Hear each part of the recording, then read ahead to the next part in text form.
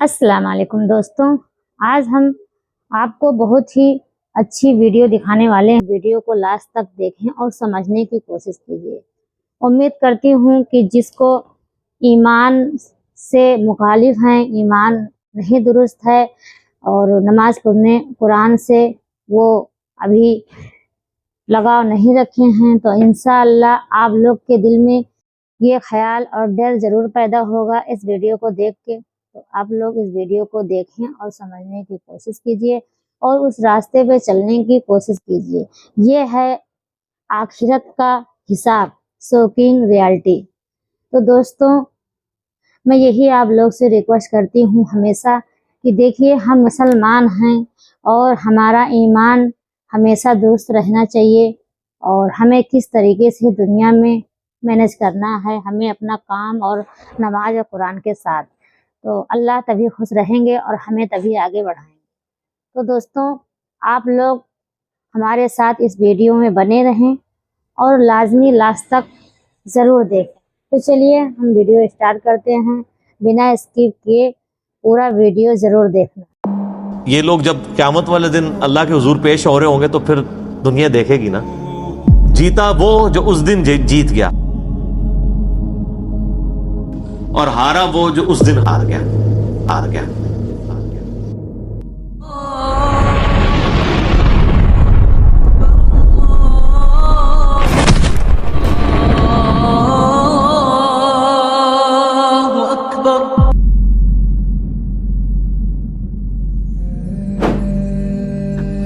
फ़अम्मा मन ऊतिया किताबहु बियमीनी, बस क़यामत के दिन जिसको उसका नामा अमाल दाएं हाथ में दिया जाएगा, फ़सौफ़ युहासिबु हिसाबन यसीरा, तो फिर अनकरीब उसका हिसाब आसानी से ले लिया जाएगा।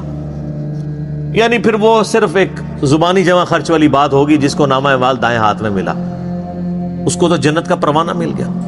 वयंक़लिबु इला अहलिही मसरूरा, और वो लौटेगा अपने घर वालों की तरफ बड़ी खुशी के साथ।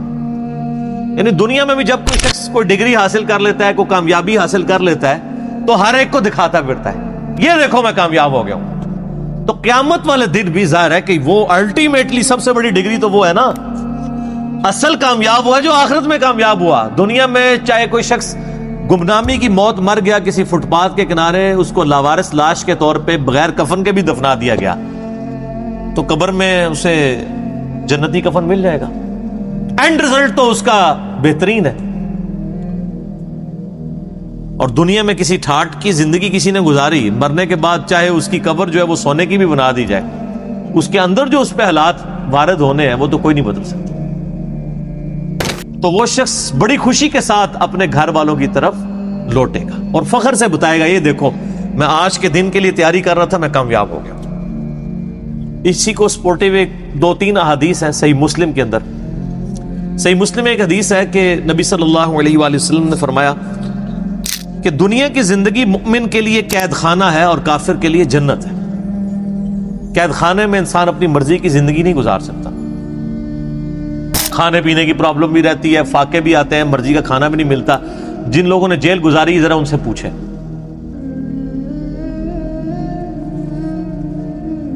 और काफिर अपनी मर्जी की जिंदगी गुजारता है, इसलिए उसने दुनिया को जन्नत बनाया।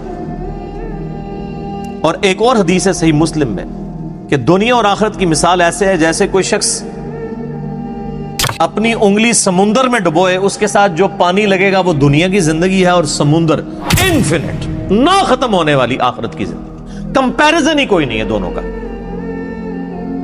अब कोई आखिरत में कामयाब होता है तो वो तो हमेशा की कामयाबी उसका मुकद्दर हुई भी है ना। मैं आपसे अगर पूछूं कि 1 अरब और 1 रुपया, किसी के पास 1 अरब रुपया हो और किसी के पास 1 अरब 1 रुपया हो, तो इसमें तो कोई फर्क नहीं है, क्योंकि 1 रुपया अरब से ऊपर होना ये तो निग्लिजिबल है। तो कितना बेवकूफ है वो शख्स, वो 1 रुपया बचाने की खातिर अरब रुपया अपना जाया करते हैं। और कितना अक्लमंद है वो शख्स जो 1 रुपए की कुर्बानी करके 1 अरब रुपया बचा ले। यानी दुनिया की जिंदगी खुदा को दे के हमेशा की जन्नत कमा ले, जो सूरह तौबा में आया कि हमने मोमिनीन की जानें और माल जन्नत के बदले में खरीद ली है। صحابہ کرام علیہ رضوان کو جو فضیلت حاصل ہے پوری امت پہ، وہ اسی لیے ہے کہ انہوں نے قربانیاں دی ہیں، جان مال ہر چیز کی، آخری درجے میں۔ صحیح مسلم میں ہی ایک اور حدیث ہے بڑی رکت انگیز، اسی آیت سے مجھے یاد آئی کہ قیامت والے دن اللہ تعالیٰ ایک ایسے شخص کو بلائے گا جس نے دنیا میں بڑی مفلسی اور غربت کی زندگی گزاری ہوگی، حلال و حرام کی تمیز کرتے ہوئے ڈرتے ڈرتے قید خانے والی زندگی گزاری ہوگی، بڑی مشقت کی زندگی۔ قیامت والا دن اللہ تعالیٰ فرشتوں کو کہے گا کہ میرے اس بندے کو ذرا جنت کا ایک پھیرا لگواؤ۔ جنت کا ایک پھیرا جب لگے گا نا تو اللہ تعالیٰ پوچھے گا ہاں بھائی کوئی دنیا میں تو نے تکلیف دیکھی؟ وہ کہے گا اے اللہ تیری عزت کی قسم میں نے دنیا میں کوئی تکلیف نہیں دیکھی۔ ایک جنت کا پھیرا دنیا کی ساری مشقت کو کافور کر دے گا۔ سر چھوڑ دیں، قیامت کا دن ہی صرف 50,000 سال کا دن ہے۔ دنیا میں 60 سال کی زندگی کے عوض اگر وہ 50,000 سال کا قیامت کا دن ہی صرف امن میں گزر جائے نا تو یہی بدلہ کافی ہے کہ باقی لوگ ذلیل ہو رہے ہیں اور آپ کو اللہ کے عرش کا سایہ نصیب ہوا ہو۔ 60 سال کے بدلے میں 50,000 سال کی صرف قیامت کے دن کی کامیابی مل جائے، بعد کی تو اربوں سال کی زندگی ہے۔ اور دنیا میں 60 سال میں عیاشی میں، اور 60 سال بھی کیا عیاشی کے گزارنے ہوتے ہیں، اس کو بھی آپ نیٹ کیلکولیشن کریں تو چند ایک سال ہی بنتے ہیں۔ سونے کے اوقات نکال دیں، بچپن کے اوقات نکال دیں، اس کے بدلے اور کوئی عذاب نہ بھی ہو، قیامت کے دن کا 50,000 سال کا دن ہی عذاب میں کاٹنا پڑ جائے تو یہی بہت بڑا عذاب ہے۔ اللہم اجرنا من النار، آمین۔ پھر اللہ تعالیٰ صحیح مسلم میں حدیث ہے کہ اللہ تعالیٰ ایک ایسے بندے کو بلوائے گا جس نے دنیا میں بڑی عیاشی کی زندگی گزاری ہوگی، کوئی حلال و حرام کی تمیز نہیں کی ہوگی، اپنی مرضی کی زندگی گزاری ہوگی۔ اور میں اکثر کہتا ہوں کہ دنیا آپ اللہ کی مرضی کی گزاریں، آخرت آپ کی مرضی کی ہوگی، اور اگر دنیا آپ نے اپنی مرضی کی گزاری تو آخرت پھر اللہ کی مرضی کی ہوگی۔ اللہ تعالیٰ فرمائے گا ذرا اسے ایک پھیرا لگاؤ نا دوزخ کا۔ یہ بڑا کہتا تھا دنیا میں کہ ایک پھیرا ہی لگنا خیر ہے، کہتے ہیں نا مسلمان، یہودیوں سے ہی مستعار لی ہوئی ہے نا یہ چیز۔ یہودی بھی یہی کہتے تھے کہ اگر اللہ نے ہمیں دوزخ میں بھیجا تو چند دن کے لیے بھیجے گا، الٹیمیٹلی تو ہم بخشے بخشائے ہیں۔ اللہ نے فرمایا تم نے کوئی عہد لے لیا اپنے رب سے اس معاملے میں؟ یہاں تو ایسے بڑی آسانی سے لوگ یہ کہہ دیتے ہیں، میں تو اکثر کہتا ہوں کہ ہم میں تو یہ بھی طاقت نہیں کہ ہم 10 سیکنڈ کے لیے موم بتی کے فلیم کے اوپر اپنا ہاتھ رکھ سکیں۔ جو شخص اتنا کمزور ہو وہ یہ دعویٰ کرے کہ خیر ایک پھیرا ہی لگے گا۔ سورہ الفرقان میں اللہ تعالیٰ فرماتا ہے کہ دوزخ تھوڑی دیر کے رہنے کے لیے بھی اور زیادہ دیر کے لیے بھی بدترین جگہ ہے، لیکن مسلمان کہتا ہے ایک پھیرا ہی لگے گا۔ کوئی 10 سیکنڈ کے لیے موم بتی کے فلیم پہ ہاتھ رکھ سکتا ہے؟ بخاری مسلم کے الفاظ ہیں، نبی علیہ السلام فرمایا کہ آخرت کی آگ دنیا کی آگ سے 70 گنا زیادہ تیز ہے۔ اس آگ میں صرف 10 سیکنڈ کے لیے ہاتھ نہیں رکھا جانا، پتہ نہیں کتنے عرصے کے لیے پھینکا جانا ہے، اور آپ کہتے ہیں ایک پھیرا ہی لگے گا۔ ہم دنیا میں اس سے بھی آسان مثال دیتے ہیں۔ اگر کوئی شخص کہتا نا ایک پھیرے سے کیا فرق پڑتا ہے، اسے کہیں کہ ہم آپ کو ایک فجر کی نماز چھوڑنے پہ صرف ایک پھیرا لگاتے ہیں، فجر سے لے کے زور تک کا، ایک ایسے کمرے میں جو کمرے کا سائز ہوگا 10 فٹ بائی 10 فٹ، اس میں 100 کوبرا سانپ ہوں گے، 100 بچھو ہوں گے، 100 اژدہا ہوں گے، بس ایک ہی پھیرا لگنا ہے فجر سے زور تک۔ تو تصور سے انسان کو لگ پتا جاتا ہے۔ تو اس کا مطلب یہ ہے آخرت، چونکہ دنیا نقد ہے، فوراً بندے کو خوف آتا ہے، آخرت ادھار ہے، انسان کہتا ہے نہیں خیر دیکھی جائے گی، چھاٹ ہی دے گا، کچھ بھی ہے اللہ تیرے محبوب کی امت سے، بولے اعوذ باللہ تعالی۔ تو اللہ تعالیٰ صحیح مسلم کے الفاظ ہیں، اس جو بندہ کہتا تھا نا دنیا میں خیر ایک پھیرا ہی لگے گا، اللہ تعالیٰ کہے گا ذرا اس کو ایک پھیرا لگواؤ نا دوزخ کا، بڑی عیاشی کی اس نے دنیا میں۔ جب دوزخ کا ایک پھیرا لگے گا تو اللہ تعالیٰ پوچھے گا ہاں بھائی کوئی دنیا میں خیر دیکھی تو نے؟ کہ اللہ، وہ کہے گا اللہ تیری عزت کی قسم میں نے دنیا میں کوئی خیر نہیں دیکھی۔ دنیا کی ساری عیاشی دوزخ کے ایک پھیرے سے کافور ہو جائے گی، صرف پھیرا۔ ابھی تو پرماننٹلی جو اس نے جانا ہے وہ علیحدہ معاملہ ہے۔ تو یہاں کس طرح لوگ کہہ دیتے ہیں؟ اب اس پورے تناظر میں اس آیت کو اگر آپ سمجھیں کہ جسے دائیں ہاتھ میں نامہ اعمال دیا جائے گا اس کا حساب آسانی سے لیا جائے گا اور وہ بڑی خوشی کی حالت میں اپنے گھر والوں کی طرف لوٹے گا۔ وَأَمَّا مَنْ أُوتِيَ كِتَابَهُ وَرَاءَ ظَهْرِهِ، اور جسے اس کا نامہ اعمال اس کی پشت کے پیچھے سے دیا جائے گا، الٹے ہاتھ میں دیا جائے گا، الٹے ہاتھ میں اور پشت کے پیچھے سے. پشت کے پیچھے سے اس لیے دیا جائے گا اس کو کہ جب اس کا نامہ مال اس کے الٹے ہاتھ میں پکڑایا جائے گا نا تو اس کو پتا چل جائے گا میں فیل ہو گیا ہوں، تو وہ اپنا ہاتھ ہی پیچھے کر لے گا. یہ تو دنیا تو نہیں ہے نا کہ آپ دھوکہ دے لیں، بچ جائیں. دنیا میں تو ٹرین پہ بغیر ٹکٹ کے جو لوگ سفر کر رہے ہوتے ہیں، اگر ٹی ٹی آ جائے تو ایک کمرے سے دوسرے میں چلے جاتے ہیں، یہی کرتے ہیں نا، یا باتھ روم میں جا کے چھپ جاتے ہیں ٹکٹ نہ خریدنے کے لیے. تو سر یہ تو اللہ سے کون بچ سکتا ہے؟ کوئی نہیں بچ سکتا.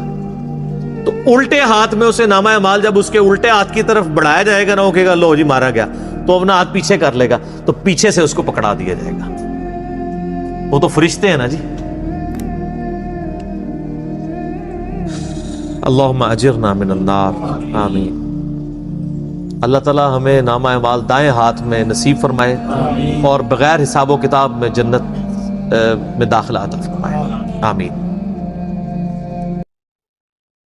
کیونکہ نام اعمال داہنے ہاتھ میں دیا جاتا ہے. ہم اس ہاتھ سے یہاں پر دنیا میں جو اس ہاتھ سے دیں گے ایک دوسرے کو صدقہ، اپنا زکوٰۃ یا کچھ بھی مال ایک دوسرے کو دیں گے، تو وہی ہمیں وہاں جو یہاں ہم بنائیں گے وہی ہمیں اللہ کے گھر نام اعمال ہمارے رائٹ ہاتھ میں ملے گا. اور وہاں جب ہم فیل ہو جائیں گے تو ہمیں لیفٹ ہاتھ میں دیا جائے گا نام اعمال. تو اسی سے پتہ چل جائے گا ہمیں کہ ہم کیا غلطی کیا قصور دنیا میں کر کے آئے ہیں، اس وجہ سے ہم یہاں فیل ہو چکے ہیں اور ہمیں بائیں ہاتھ میں نام اعمال مل رہا ہے. یعنی یہاں ہماری کوئی ویلو نہیں رہ گئی ہے، کیونکہ آج ہم اگر دنیا میں کچھ صحیح کر کے آتے تو ہماری یہاں ویلو بہت ہوتی اور ہمیں دائیں ہاتھ میں نام اعمال ملتا. اور اس ویڈیو میں ہمارے ساتھ بنے رہیں، تبھی آپ کو سمجھ میں آئے گا. فَسَوْفَ يَدْعُو ثُبُورًا، وہ چلائے گا اور کہے گا ہائے میری موت، ہائے میری موت. پھر وہ موت پکارے گا کہ موت آئے تو جان چھوٹ جائے. وَيَصْلَىٰ سَعِيرًا، اور اسے بھڑکتی ہوئی آگ میں داخل کیا جائے گا. إِنَّهُ كَانَ فِي أَهْلِهِ مَسْرُورًا، بے شک یہ دنیا میں اپنے گھر والوں میں تو بڑا خوش رہتا تھا. اچھا اس میں امپلائڈ ہے کہ جو دوسرا ہے نا وہ گھر والوں میں خوش کوئی نہیں تھا. جو جنتی ہے وہ گھر میں نہ خوش ہی تھا. تبھی تو وہ گھر والوں کو جا کے بتائے گا نا کہ دنیا میں تو تم نے مجھے بڑا تنگ کیا ہے، دیکھ لو آج میں پاس ہو گیا ہوں. ورنہ تو وہاں بھی آتا ہے کہ وہ دنیا میں بھی بڑا خوش تھا گھر والوں سے. جو دوستی ہے نا اس کا ذکر ہے کہ وہ گھر میں خوش تھا دنیا میں، اور اب گھر والوں کے آگے جا کے روئے گا کہ تمہاری وجہ سے میں نے حلال اور حرام کی تمیز گنوا دی، آج دیکھو میں مارا گیا ہوں. لیکن اس وقت رونے پیٹنے سے فائدہ کوئی نہیں ہونا. وہی اولاد جس کے لیے اس نے دنیا میں مشقت اٹھائی تھی اور دنیا میں عیاشی کی زندگی ان کو گزارنے کے لیے خود حرام کی کو جو ہے وہ کمایا تھا، مارا جائے گا. اب دیکھ لیں اللہ تعالیٰ مارا ہے کہ وہ دنیا میں بڑا خوش تھا اپنے اہل و عیال کے اندر. یہ حقیقت بات ہے، جو دین کے راستے پہ چلے نا جی سر، دنیا اس کی پھر آسان نہیں ہوتی، ورنہ انبیاء کرام علیہ السلام کی دنیا آسان ہو جاتی. یہ جو جب دعا بھی کی جاتی ہے نا ربنا آتینا فی الدنیا حسنہ وفی الآخرۃ حسنہ وقنا عذاب النار، اس حسنہ سے قطعاً یہ مراد نہیں ہے کہ آپ دنیا سکون کی آپ کی گزرے گی اس حوالے سے کہ آپ کو دنیاوی نعمتیں مل جائیں گی، نہیں. صرف یہ ہوگا کہ دنیا میں جو تکلیفیں آئیں گی نا وہ برداشت کرنا آسان ہو جائیں گی. تکلیف سے کسی کو چھٹکارا نہیں ہے. وَلَنَبْلُوَنَّكُمْ بِشَيْءٍ مِّنَ الْخَوْفِ وَالْجُوعِ وَنَقْصٍ مِّنَ الْأَمْوَالِ وَالْأَنفُسِ وَالثَّمَرَاتِ، ضرور آزمائیں گے تھوڑے سے خوف سے، بھوک سے، جان اور مال میں نقصان کے ذریعے. ہمیں بظاہر بڑے آسودہ حال نظر آنے والے لوگ بھی اگر آپ ان کی پرسنل لائف میں جائیں تو انہیں دنیا میں بڑی تکلیف ہوتی ہے. ہمیں نظر آ رہا ہوتا ہے کہ یہ بندہ دین کے ساتھ جڑا ہے تو شاید بڑے سکون کی زندگی گزار رہا ہے. ہر بندے کی اپنی ایک سٹوری ہوگی. خیر دین سے جڑے یا نہ جڑے تکلیفیں تو آنی آنی ہیں، لیکن دین کے ساتھ جڑے ہوئے ہوں گے تو تکلیفوں کو سہنا آسان ہو جائے گا، دنیا حسنہ بن جائے گی، صبر نصیب ہو جائے گا. سیدنا ابو ذر غفاری رضی اللہ تعالیٰ عنہ علیہ السلام کی پوری زندگی تکلیف سے معمور ہے. میرا یوٹیوب پہ کلپ بھی ہے، کبھی آپ کو موقع ملے، میں رات کو اپنا وہ کلپ دوبارہ دیکھ رہا تھا، بڑا رکت انگیز کلپ ہے سیدنا ابو ذر غفاری کے اوپر، ان کی لائف کے اوپر۔ مستدرک الحاکم میں جب ابو ذر غفاری کے اوپر چیپٹر بند ہے نا انہوں نے، امام حاکم نے، اور احادیث لے کے آئے ہیں، تو پہلی حدیث آپ کو پتہ ہے کون سی لے کے آئے ہیں؟ یہی والی جامعہ ترمذی کی، کہ سب سے زیادہ تکلیفیں انبیاء پہ آتی ہیں، اس کے بعد ان پہ جو انبیاء کے بعد اللہ کو محبوب ہوتے ہیں۔ حضرت ابو ذر غفاری کی فضائل اور ان کی زندگی کے حالات پہ حدیثیں لکھنے سے پہلے انہوں نے چیپٹر کی ہیڈنگ بنا کے نا ابو ذر غفاری کا بیان، پہلی حدیث یہ، حالانکہ اس حدیث میں حضرت ابو ذر غفاری کا ذکر نہیں تھا، لیکن انہوں نے بتایا کہ اب آئندہ جو تم حدیثیں پڑھو گے نا وہ اس تناظر میں سمجھنا کہ ابو ذر غفاری کی زندگی غم سے معمور اس لیے ہے کہ نبیوں کے بعد اس کا مرتبہ ہے۔ جامعہ ترمذی میں حدیث ہے صحیح سند سے، اس نیلی چھتری آسمان کے نیچے ابو ذر غفاری سے زیادہ سچا انسان نبی علیہ السلام نے فرمایا کوئی نہیں ہے۔ یار اللہ کے نبی جو صادق اور امین ہے، وہ جس شخص کے بارے میں کہہ رہے ہو کہ آسمان کے نیچے سے زیادہ سچا انسان کوئی نہیں۔ اور ترمذی میں حدیث ہے، نبی علیہ السلام نے فرمایا کہ اس نیلی چھتری آسمان کے نیچے میری امت میں عیسیٰ ابن مریم کی مثل دنیا سے زہد پہ اگر کوئی ہے تو ابو ذر غفاری ہے۔ عیسیٰ کی مثل، حضرت عیسیٰ ابن مریم کے بارے میں روایتوں میں ملتا ہے کہ وہ دنیا سے اس قدر زہد اختیار کیے ہوئے تھے کہ وہ برتن بھی پانی پینے کا استعمال نہیں کرتے تھے، وہ کہتے تھے یہ بھی دنیا کا مال ہے، ہاتھ سے پانی پیا کرتے تھے۔ تو نبی علیہ السلام فرمایا میری امت میں، یعنی دنیا کو 3 طلاقیں دینے والا اور آخرت کی طرف رجوع رکھنے والا، دنیا سے زاہد اگر کوئی شخص عیسیٰ ابن مریم کی مثل ہے تو وہ ابو ذر غفاری ہے۔ تو سر پھر یہ لوگ جب قیامت والے دن اللہ کے حضور پیش ہو رہے ہوں گے تو پھر دنیا دیکھے گی نا، جیتا وہ جو اس دن جیت گیا اور ہارا وہ جو اس دن ہار گیا۔ تو اللہ تعالیٰ فرماتا ہے کہ یہ دنیا میں بڑا عیاشی میں تھا۔ انہو ظن ان لن یحور، وہ تو دنیا میں خیال کرتا تھا اسے لوٹ کے گویا اللہ کے پاس آنا ہی نہیں ہے۔ باقی ہمارے مسلمانوں کی اکثریت بھی ایسی زندگی گزاری ہے گویا کہ اللہ کے سامنے پیش ہی نہیں ہونا۔ بلے شاہ سا مرنا نہ ہی گور پیا کوئی اور، کتنے جنازے اٹھاتے ہیں یہ کبھی تصور ہی نہیں آتا۔ حسن بصری فرماتے ہیں رحمہ اللہ تعالی، تابعی ہیں، حضرت سیدنا حسن ابن علی کے شاگرد بھی ہیں، وہ کہتے ہیں کہ میں نے صحابہ اکرام کا زمانہ ایسا پایا کہ میت جب اٹھتی تھی نا تو ہر شخص ہی رو رہا ہوتا تھا، نئے آنے والے بندے کے لیے مشکل ہوتا تھا کہ میں تعزیت کس سے کروں، کہ ان میں سے کون ہے بندہ جس کا رشتہ دار مرا ہوا ہے، ہر بندہ ہی رو رہا ہوتا تھا، اس لیے کہ وہ اپنی قبر کو یاد کر رہا ہوتا تھا۔ تو نئے بندے کے لیے تعزیت کرنا مشکل ہو جاتی تھی کہ مریا کی دے وچوں سارے ہی رو رہے ہوتے تھے۔ ظاہر ہے جی صحابہ کا زمانہ، نبی علیہ السلام سے متصل انہوں نے حضور کی صحبت کی ہوئی تھی۔ صحیح مسلم میں حدیث ہے کہ عبداللہ بن عمر کہتے ہیں کہ نبی علیہ السلام نے میرے کندھے پہ یوں ہاتھ رکھ کے نا جھٹکا دیا اور فرمایا کہ عبداللہ اپنے آپ کو مردوں میں شمار کرنا، زندوں میں نہیں۔ تو وہ تو ہر وقت جان ہتھیلی پہ رکھ کے پھر رہے ہوتے تھے۔ صحیح بخاری میں حدیث ہے، آپ ایک چوراہے سے گزرے، کچھ لوگ ہنس رہے تھے صحابہ میں سے، آپ رک گئے، آپ نے فرمایا کہ جو میں جانتا ہوں اگر تم جانتے تو بہت کم ہنستے زندگی میں، زیادہ روئے ہی کرتے۔ تو جن لوگوں نے یہ ساری چیزیں آبزرو کی ہوئی تھی نا نبی علیہ السلام کی مبارک زندگی سے، ان کی پھر حالت یہی ہوتی تھی۔ انسان کو یہ کبھی گمان ہی نہیں ہوتا کہ اس نے لوٹ کے بھی اللہ کے پاس جانا ہے۔ بلا کیوں نہیں، ان ربہ کان بہ بصیرا، بے شک تیرا رب تو خوب دیکھ رہا تھا جب وہ اعمال کر رہے تھے۔ دنیا میں بے شک جتنی مرضی یاشی کی ہے وہ کہیں نوٹ ہو رہی تھی، تیرا رب دیکھ رہا تھا، اور وہ رب کا ہی حوصلہ ہے کہ دیکھ رہا ہے اور ڈھیل دیتا رہتا ہے، لیکن جب پھر کھینچے گا نا تو پھر کسی کا لحاظ نہیں ہے۔ بخاری مسلم کی حدیث ہے، اے میری بیٹی فاطمہ، میرے مال سے جو کچھ لینا ہے لے لے، اگر اللہ نے تجھے پکڑ لیا قیامت کے دن میں تجھے اللہ سے چھڑا نہیں سکوں گا۔ اے میری پھپھی صفیہ، میرے مال سے جو لینا ہے لے لے، اگر اللہ نے تجھے پکڑ لیا تو میں اللہ کے حضور تیرے کچھ کام نہیں آؤں گا۔ اے میرے چچا عباس، ایک ایک رشتہ دار کو آپ نے، پھر آپ نے کہا اے بنو ہاشم، میرے خاندان کے لوگوں، آپ لوگ کہہ رہے ہیں کچھ بھی ہے تیرے محبوب کی امت سے ہیں، اور محبوب کے جو رشتہ دار ہیں، خونی رشتہ دار، ان کو حضور کہہ رہے ہیں کہ میرے مال سے جو لینا ہے میں تمہیں دے سکتا ہوں، اگر اللہ نے پکڑ لیا تو میں تمہارے کچھ کام نہیں آؤں گا۔ پیر فقیر تے ویسے ہی سائڈ تے کر دو، انہوں نے کھنگڑ ہی نہیں کسی نے دینا۔ جدھر شافع محشر صلی اللہ علیہ وآلہ وسلم یہ بات کر رہے ہیں، کیونکہ شفاعت بھی اللہ کی اجازت سے ہونی ہے، جس کے لیے اللہ حکم فرمائے گا۔ دھونس کے ساتھ شفاعت بھی نہیں، شفاعت بالاذن ہے۔ تو باقی کس کھاتے میں ہے کہ جی میں اس وقت تک جنت میں نہیں جاؤں گا جب تک سارے مریض نہ جنت میں لے جاؤں، اور تنو آپ کسی نے وڑن دینا ہے؟ اتنی وڈی گلاں۔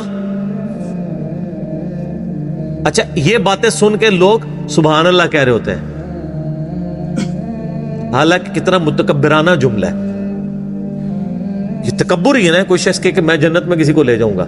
اگر یہ جملہ میں بول دوں کہ انشاءاللہ، میں کسی کے لیے، میں اپنے لیے بول دوں کہ میں انشاءاللہ جنت میں ہی جاؤں گا، انشاءاللہ کے ساتھ بھی بول دوں کہ دیکھو جی انہوں کسی نے گارنٹی دیتی ہے، تو تواڈے بابے انہوں کسی گارنٹی دیتی ہے؟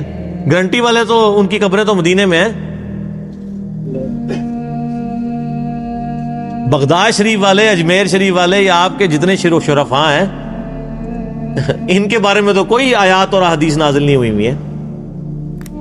ہم اس نے ظن رکھتے ہیں کہ اللہ تعالیٰ بخشتے، لیکن آپ کسی کو کلین چٹ تو نہیں دے سکتے۔ اچھا یہی آیات ہیں، ان کے کانٹیکسٹ میں ایک بڑی رکت انگیز حدیث ہے بخاری اور مسلم دونوں میں۔ سیدہ عائشہ کہتی ہیں کہ نبی علیہ السلام نے فرمایا قیامت کے دن جس کا حساب کتاب شروع ہو گیا وہ مارا گیا۔ ہائے ہائے ہائے۔ تو ام عائشہ کہتی ہیں یا رسول اللہ، قرآن میں تو سورہ انشقاق میں یہ آیات آئی ہیں کہ فسوف یحاسب حسابا یسیرا، کہ جو جس کا نام مال دائیں ہاتھ میں دیا جائے گا اس کا حساب آسان ہوگا۔ تو میں تو یہی سمجھتی ہوں کہ جس کا نامہ مال دائیں ہاتھ میں دیا جائے گا حساب اس کا بھی ہوگا، اور جس کا نامہ مال بائیں ہاتھ میں دیا جائے گا حساب اس کا بھی ہوگا۔ اور آپ فرما رہے ہیں کہ جس کا حساب کتاب شروع ہو گیا وہ مارا گیا۔ تو آپ نے فرمایا عائشہ یہ حساب وہ حساب نہیں ہے، یہ تو بس صرف سرسری بات ہوگی۔ جس کا حساب شروع ہو گیا اور اللہ نے پوچھ دیا یہ کیوں کیا، وہ مارا گیا۔ یہ جنتی وہ ہوں گے جن کا حساب ہونا ہی نہیں ہے۔ یہ جو ہے نا ان کا حساب آسان ہوگا۔ حساب آسان یہ ہے کہ ٹوٹل پورا، اچھا جی ہاں جی نیکیاں 1 ارب، گناہ 1 کروڑ، ٹھیک ہے جی بس۔ لیکن اگر پوچھ لیا کہ یہ کیوں کیا، وہ مارا گیا۔ تو آپ اندازہ لگائیں کہ نبی علیہ السلام نے کتنے سخت لفظ استعمال فرمائے ہیں کہ جس کا حساب شروع ہو گیا وہ مارا گیا۔ تو اسی لیے ہم کہتے ہیں اللہ بغیر حساب و کتاب کے جنت میں داخلہ عطا فرمانا، ٹھیک ہے نا جی۔ تو آمین بھی کریں اور کوشش بھی کریں، اصل چیز تو یہ ہے۔ صحیح مسلم میں حدیث ہے، سیدنا ربیہ رضی اللہ تعالیٰ عنہ نبی علیہ السلام کو وضو کروایا کرتے تھے۔ ایک دن آپ صلی اللہ علیہ وآلہ وسلم کا سمندر رحمت جوش میں آیا، فرمایا سل ربیہ، ربیہ مانگ، آج کیا مانگتا ہے؟ اجرت مانگ لے، جو نبی کی تو خدمت کرتا ہے۔ صحیح مسلم میں حدیث ہے۔ ان کا یا رسول اللہ جنت میں آپ کا پڑوس چاہیے۔ بہت کیا تیاری کر کے رکھی ہوئی تھی، کوئی ورکنگ نہیں کرنی پڑی، اور کائنات کی سب سے بڑی چیز مانگ لی۔